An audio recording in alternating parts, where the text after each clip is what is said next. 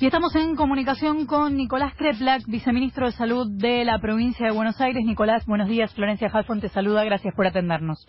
Buenos días, Florencia. ¿Qué tal? ¿Cómo estás? Bien, varias preguntas. A ver, empecemos por coronavirus, que es muy difícil salir de este asunto.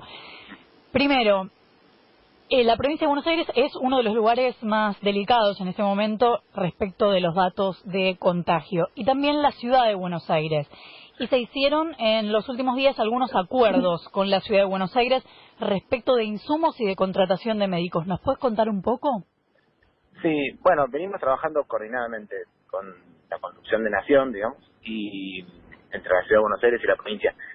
Hicimos acuerdos de varios tipos, de la información, de intentar tener en la medida de lo posible y previsible, un flujo organizado de pacientes, porque en eso estamos trabajando muy fuerte en la provincia también, de poder saber exactamente dónde están todas las camas del hospital, cuáles están libres, y que la gente no tenga que ir deambulando de un lugar a otro, sino que tengamos cierta previsibilidad de dónde están las camas. Eso, como hay un flujo grande de personas del conurbano que se atienden en los hospitales de la ciudad de Buenos Aires, bueno, también eso, ¿no? Tratar de tener información para poder hacer un flujo de pacientes.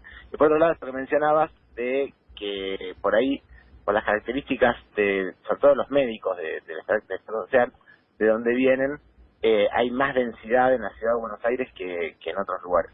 Entonces, tratar de que no muchos de los que son de la provincia de Buenos Aires se vayan a la ciudad de Buenos Aires a trabajar y queden con falta de profesionales de los hospitales de la provincia, porque esto es un sistema que tiene que ser lo más equitativo posible, porque si no se descompensa en todos lados. Incluso, si no me equivoco, hubo en algún momento una disputa o una polémica, no sé cómo llamarlo, porque entiendo que en la ciudad de Buenos Aires les estaban ofreciendo a los médicos un salario distinto que en la provincia.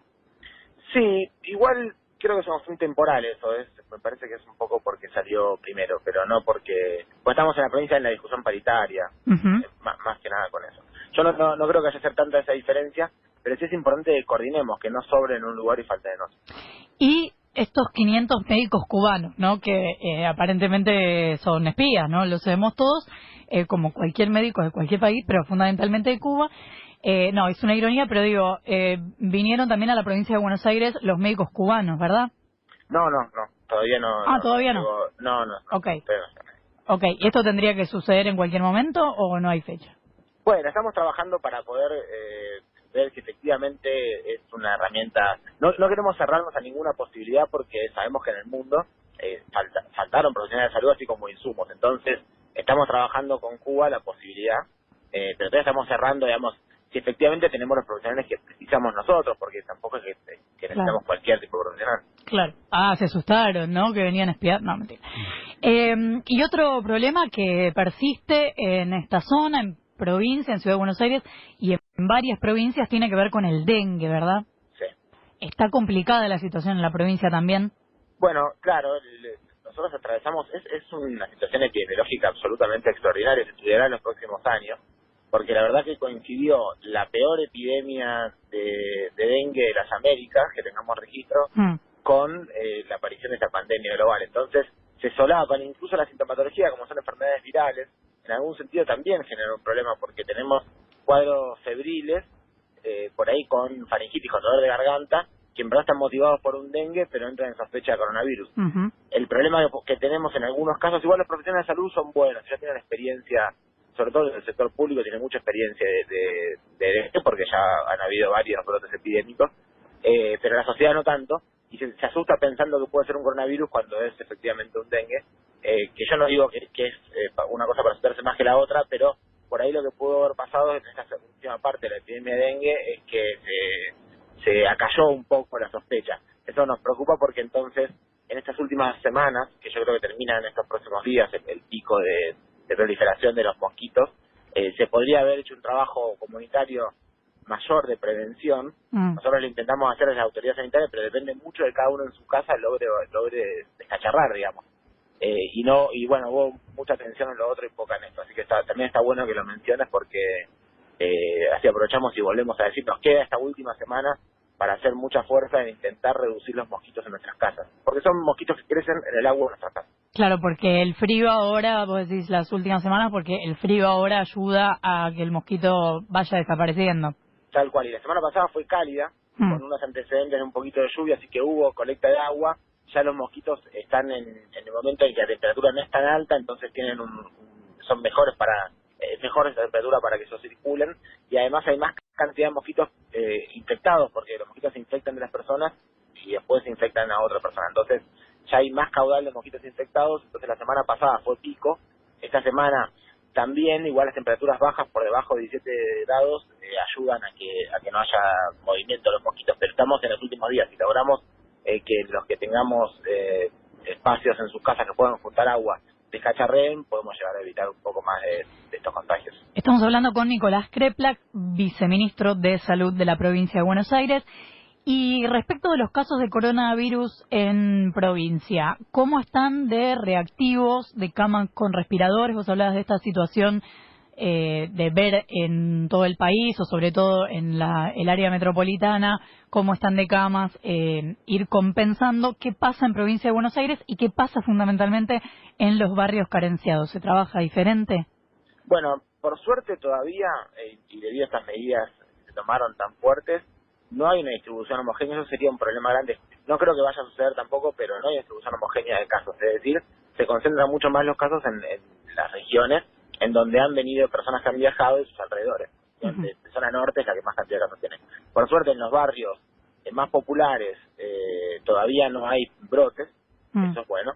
Y además, como hemos trabajado muy fuerte con el sistema de salud y se redujeron los accidentes de tránsito, tenemos las camas de terapia en un nivel histórico de ocupación. Están por debajo del 50% las camas en este momento de terapia intensiva, con lo cual tenemos muchas camas de terapia intensiva disponibles, más los hospitales y las guardias con mucha disponibilidad, esperando que después venga una gran demanda por esta enfermedad cuando aparezca el pico. Entonces, en este momento estamos trabajando bien en términos de que hay suficiente recurso humano y capacidad hospitalaria. ¿Tenés en la cabeza cuántas camas con respiradores tienen en la provincia? Mira, arrancamos porque también tenemos que decir de dónde venimos. Nosotros venimos de tener una caída muy grande de la capacidad de respuesta del sistema de salud en la provincia de Buenos Aires. No solo los hospitales que no se abrieron, sino muchísimas salas de hospital cerradas en todos los hospitales de la provincia. Cuando arrancamos esto teníamos 385 camas de terapia intensiva de adultos, y estamos llegando a tener, para cuando termine el día este mes, vamos a estar arriba de las 1000 camas de terapia intensiva de adultos del sector público, provincial. Más las que le vamos a agregar, más las que uno le puede agregar de los municipales, y si conseguimos los respiradores y esos materiales que estamos intentando comprar en Argentina y en el resto del mundo, vamos a poder llegar, no quiero decir números exactos, pero más probablemente el doble de esa cantidad, que sería una expansión de la capacidad de respuesta del sistema histórica, ¿no? En muy pocos días, incluso.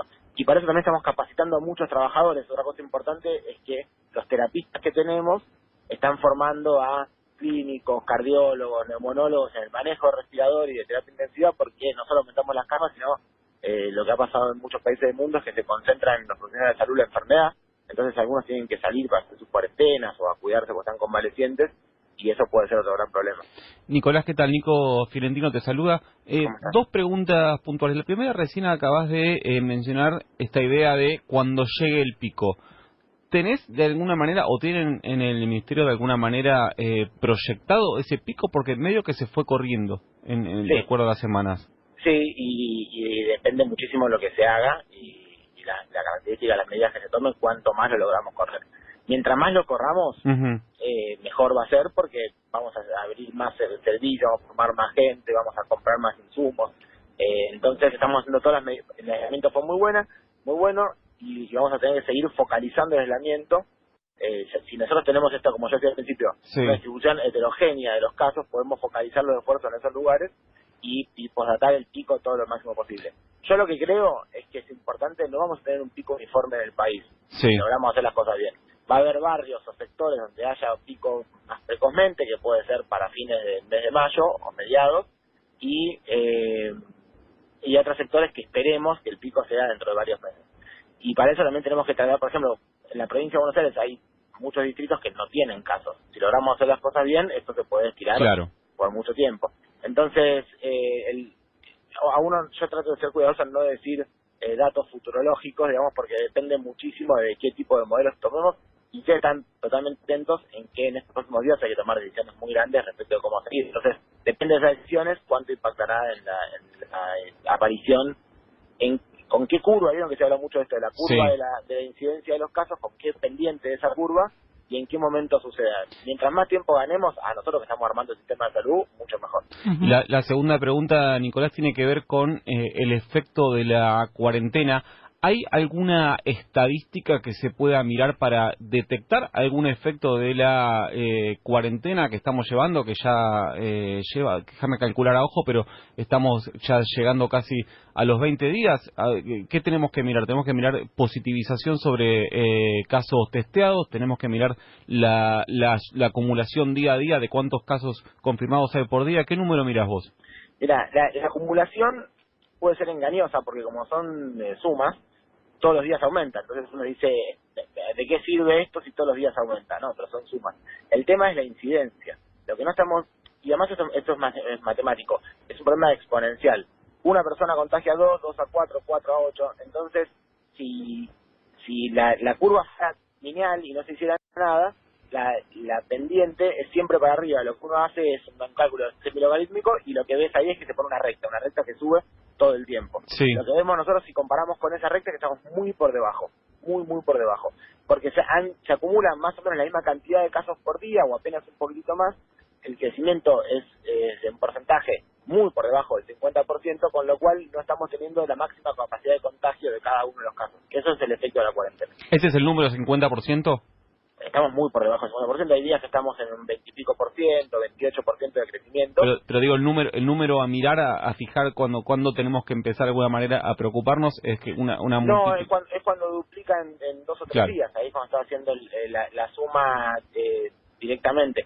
Y encima el problema que tenemos es que los resultados se ven entre 7 y 14 días después de la aparición de las medidas. Entonces, nosotros ahora estamos viendo que vemos que no aumentó fuertemente, que la cantidad de casos por día que aparecen estos últimos días es siempre la misma, o más o menos la misma. Entonces estamos viendo el efecto de la cuarentena hace más de 2 semanas. Si nosotros hacemos un cambio ahora, lo notaremos dentro de 2 semanas cuando aparezcan todos los síntomas.